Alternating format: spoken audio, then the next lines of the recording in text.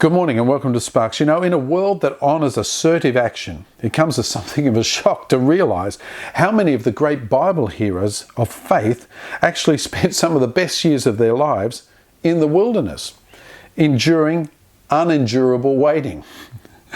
Sarah waited for decades to conceive a promised son. Jacob could trade nothing more than smiles with the woman he fancied as he worked for 7 years to receive her.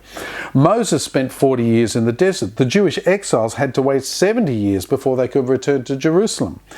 And David was no stranger to God's waiting room.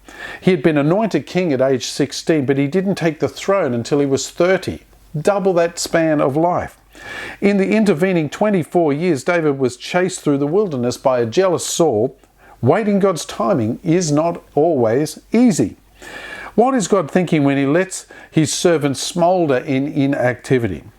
And what are we supposed to do in these times of inactivity as we wait? Well, let's be honest, waiting is never easy, my least favourite word in the whole Bible.